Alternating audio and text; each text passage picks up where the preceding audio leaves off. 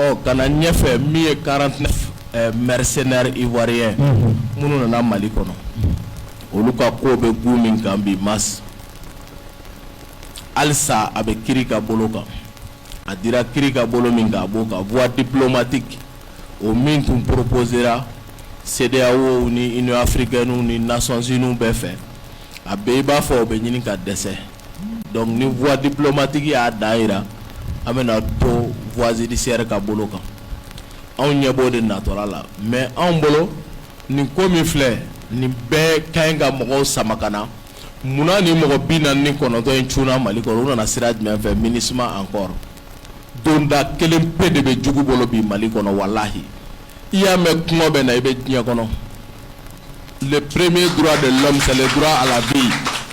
n'i bɛ diɲɛ kɔnɔ kaba droit fɔlɔ b'i bolo i bɛ sɔrɔ ka baloko ɲuman baarakɛminɛn ɲumanw i bɛ sɔrɔ baarakɛcogo ɲuman k'o laɲiniw kɛ ninnu donna MINUSMA sira de fɛ bi anw y'a kanu yɛrɛwolo ma sɔn ka kuma legelege k'i kan legelege ni ko in kuma ye mun na parce que jamana fila ni ɲɔgɔn cɛ c'est trop fragile anw bɛ an ka jamana kɔnɔ an ka jamana kanu ma na an wulilen don k'an jɔ anw ye mouvement panafricaniste ye Ivoiriens b'u ka jamana kɔnɔ u fana b'u ka jamana ɲɛmɔgɔ kɔ u wulilen bɛ k'u jɔ mais fo Ivoiriens an balima Ivoiriens k'a faamu ko mɔgɔ min bɛ yɛrɛwolo mɔgɔw dɔn i b'an ka hakilinaw dɔn i b'an taabolo dɔn walahi ni Asimi Goïta de tun ye Mali surasi 49 bɔ ka taa jigin Ivoire kɔnɔ u ma Ivoire ladɔnniya papier t'u bolo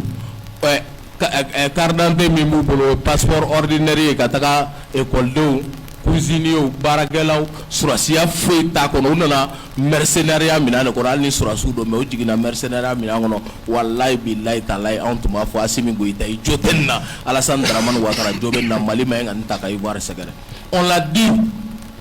Dieu faisant les choses Burkina tɔgɔ ka bɔ waati wɔli t'a la ka kɛ Burkina a kɛra bi de le 4 août 1983 cɛba in fɛ min tɔgɔ Thomas Sankara an b'a fɔ a n'a jɛɲɔgɔn sanumanw an ko Musa Traoré ma i jo t'a la Faransi nɛgɛ k'i bila ka taa guerre kɛ contre Thomas Sankara parce que a don Asimi bɛ gun min kan bi Thomas Sankara de tun b'o gun kan Alassane Dramane Ouattara bɛ gun min kan Musa Traoré de tun b'o gun kan o don na farafinna kɔnɔ anw ye Mali jalaki ka Musa jalaki k'a wulila ka taa bin Thomas Sankara ka Burkina kan Faransi ka jɔnya baara kɔnɔ o kuma de ye tiɲɛ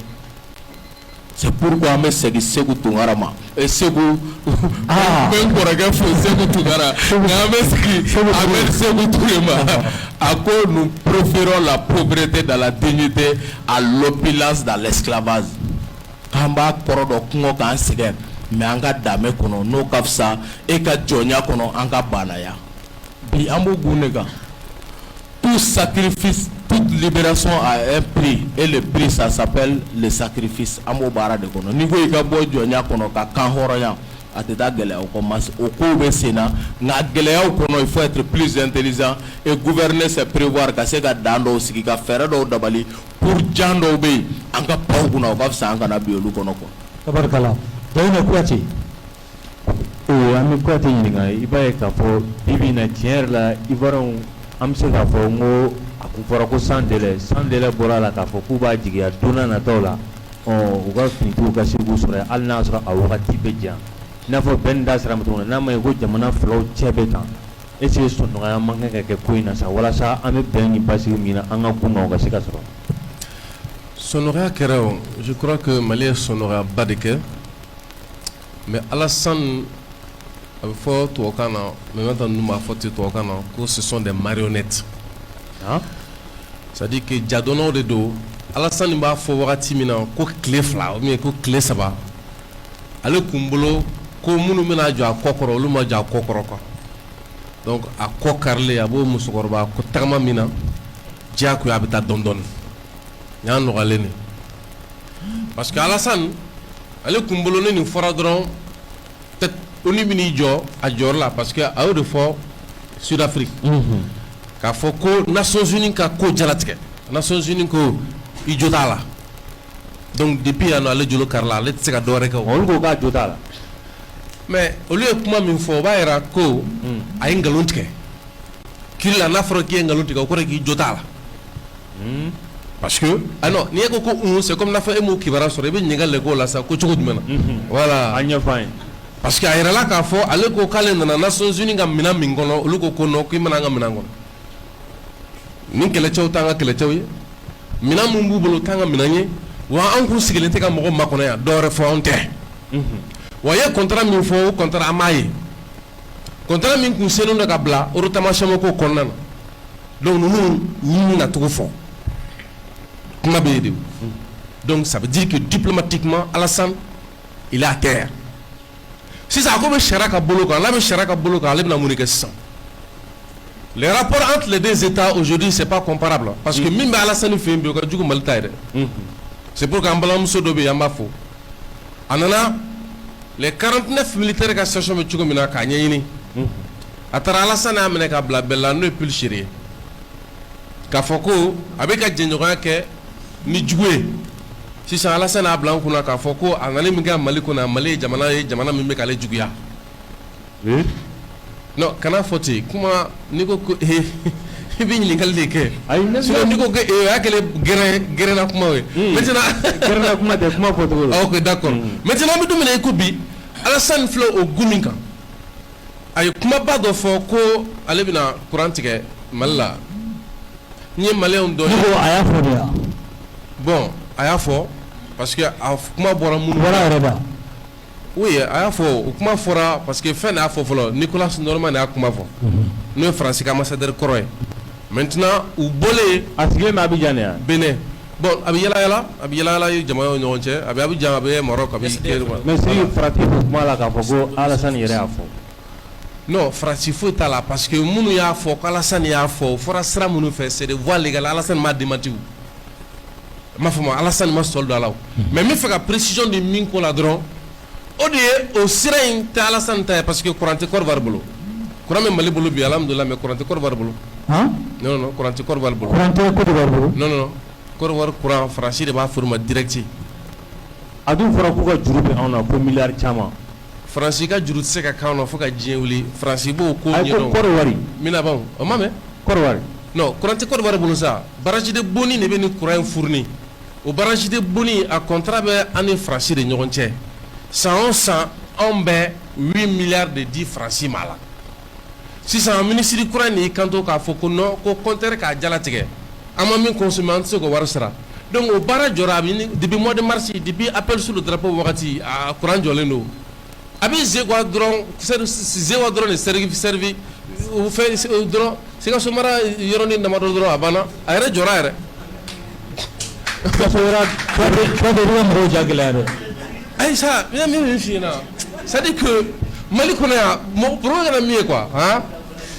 donc kera makala de mali konya kata suru mani ninga jamana ndo mani ninga tachuko do oro kama olu jama fari ayo fo aw mo malaw nyina ya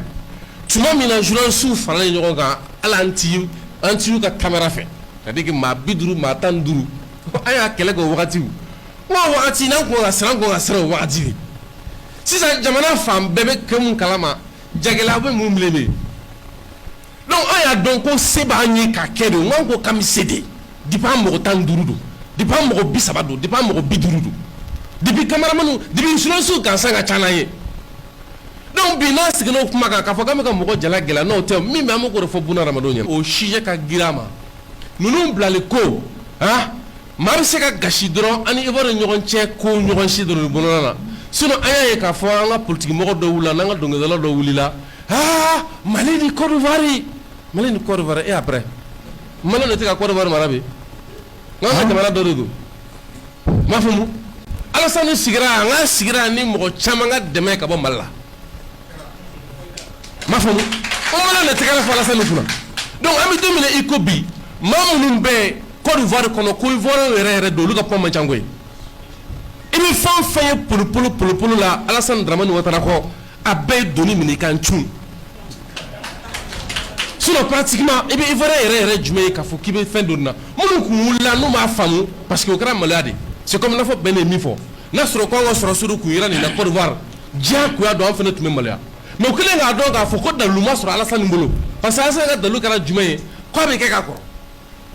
mais a kun te ke ka ko mais na be ke ka ko dalu jume soro su jume nana o ko lisi da make k'a bɛ kɛ ka kɔrɔ ko hali sɔrɔsiw bɛ taa jamana wɛrɛ kɔnɔ ni tɔgɔ wɛrɛ ye oui o ye n'a sɔrɔ a taara ko fɛn na ten kɛ n'a taara a yɛrɛ yala yala kɛ mais mun fɔra k'a bɛ kɛ ka kɔrɔ seegin o ma kɛ yan mais an b'o prévu o kɛra jɔnni ka compte la société jumɛn fɛ wagati jumɛn na u jiginna société min na kɛ ouais mais ne m'o de ye an ka enquête kɔnɔ o ma yira an na k'a fɔ ko dɔw nana nin sira fɛ unité spéciale ko u bɛna ka nin société garage kɛ an ma ye ne ka ɲinini kɔni ne ma ye donc o to ye sisan Alassane dɔw ko k'a fɔ ko ouais ko a bɛ kɛ ko jamana wɛrɛw sɔrɔsiw bɛ bɔ ka taa yala la ouais o ye ne sɔrɔsiw ta ka lune de miel n'a ka colonie de vacances la kɛ mais sɔrɔsi kana en mission ka tɔgɔ wɛrɛ d'a la ka baara wɛrɛ d'a ma mais ne ti mercenaire ye jɔn ye c'est pourquoi il bɛna ye k'a fɔ porteur d'uniforme bɛɛ ka slogan na tout inconnu était suspect o ye juge ta ye anw ta ye min ye n'i yera yecogo la mais min f'i ɲɛna l'acte est mercenaire l'acte c'est clair an bɛ don min na i ko bi mais communiqué minnu bɔra sa mercenaire t'olu kan oui o ye parce que fɔɲɔgɔnyaw kɛra o dépense sera kan n'i y'a bila sariya ka bolo kan en tant que autorité i b'i bila sariya de kɔ sa o yɛrɛwolo de bɛ tabali kɛ yan donc maintenant yan anw tɛ fɛn ye anw tɛ Asimi ye an tɛ Sogɛli anw ye min ye min fɔra ni i y'o waleya kɛ ni Alassane ma se k'o nkalontigiya o de kuma bɛ sen na donc n'i ye diɲɛ sɔrɔsi bɛɛ diɲɛ porteur bɛɛ ka slogan lajɛ tout inconnu est un suspect puisque i nana ye sɔrɔsi ye unité spéciale de i tɔgɔ wolola ko étudiant cɛ jamana kɔnɔ jamana min bɛ ka kɛlɛ kɛ ka yi terrorisme ma e man ka wele ko mercenaire i kan ka wele de ko terroriste ok voilà ninnu ta